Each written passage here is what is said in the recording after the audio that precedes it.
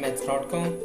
Let's start with question number 5 of exercise number 1.4. The statement of this question is find the value of m and n and the function is continuous at x is equal to 3. अब इस question में जो चीज़ गिवन है कि function continuous है. Function continuous होने का ये मतलब है कि इसके अंदर जो left hand limit is equal to right hand limit is equal to equal limit, यानी ये तीनों लिमिट्स एक दूसरे के बराबर हैं. तो हमने m और n की वैल्यू को फाइंड आउट करना है. तो यहाँ पे x इज इक्वल टू 3 पर हम लिमिट्स को चेक करते हैं. पहले लेफ्ट हैंड को चेक कर लेते हैं, फिर राइट हैंड को और फिर इक्वल लिमिट को हम चेक कर लेते हैं. तो हमारे पास यहाँ पे लेफ्ट हैंड लिमिट आ गई, ये आया x अप्रोच कर रहा है 3 माइनस को. x के 3 माइनस को अप्रोच करने का मतलब है कि हमने फंक्शन वो लेना है जहाँ पे x इज लेस देन 3 है. तो इसमें आप देखें तो x is less than 3 mx पर है, तो ये इस वजह से हमने यहाँ पे mx ले लिया. अब यहाँ पे हम x इज इक्वल टू 3 यहाँ पुट कर देते हैं.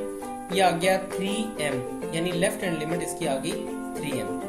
उसके बाद हम चलते हैं क्वेश्चन के सेकंड पार्ट की तरफ, जिसमें हमने यहाँ पे राइट हैंड लिमिट लेनी है.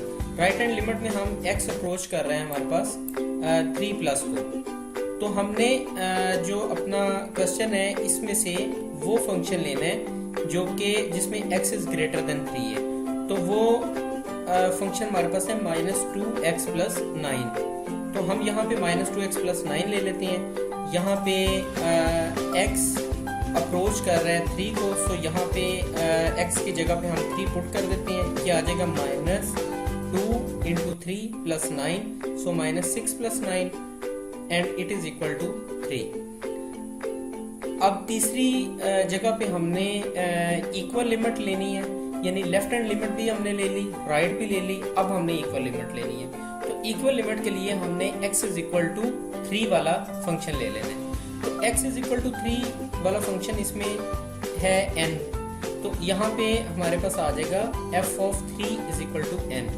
अब क्योंकि फंक्शन कंटिन्यूस है at x is equal to 3, so इसकी लेफ्ट लिमिट, राइट लिमिट और equal limit will be equal to each other. तो हम यहाँ पे लेफ्ट लिमिट का आंसर हमारे पास 3m आया था, राइट लिमिट का आंसर हमारे पास 3 आया था और इक्वल लिमिट हमारे पास n की इक्वल आई थी. सो हम यहाँ से m और n की वैल्यू को फाइंड आउट करते हैं. इसमें कुछ इस तरह से होगा कि यहाँ पे n इज इक्वल टू 3 है और 3m इज इक्वल टू 3 है. सो 3m इज इक्वल टू 3, यहाँ से m की वैल्यू को हमने लिया, ये 3/3 और 3 कैंसिल आउट हो गए, सो m इज इक्वल टू 1 आ जाएगा.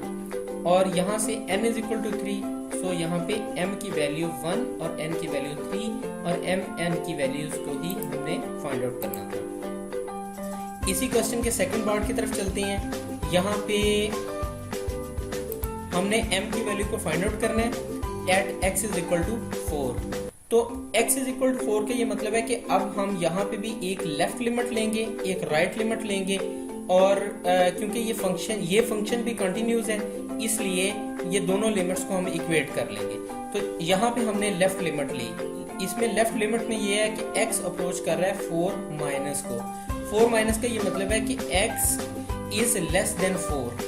तो इसमें जो कि फंक्शन हम लेंगे ये आ रहा है x इज लेस देन 3, यानी ये 3 से छोटा है, इसका मतलब है ये 4 से भी छोटा है. तो ये फंक्शन हमारे पास आ जाएगा mx.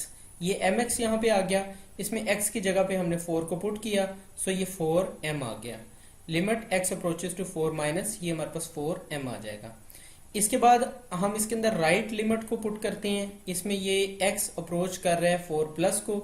इसमें हमने फंक्शन वो लेना है जो कि जिसमें x इज ग्रेटर देन 4 है. तो ये x इज ग्रेटर देन 3 का ये मतलब है कि ये 3 से बड़ा है, यानी तो इसमें फंक्शन हमारे पास x स्क्वायर वाला हम इसमें फंक्शन ले लेंगे.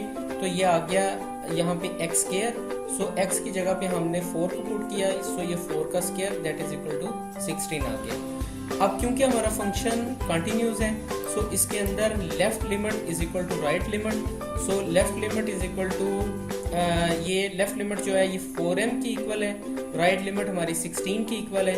सो m की वैल्यू को हमने यहाँ से फाइंड आउट किया तो ये 4 इक्वल साइन के साइड पर आके डिवाइड हो गया क्योंकि यहाँ ये मल्टीप्लाई हो रहा था, तो 16/4, सो m की वैल्यू हमारे पास 4 आ जाएगी।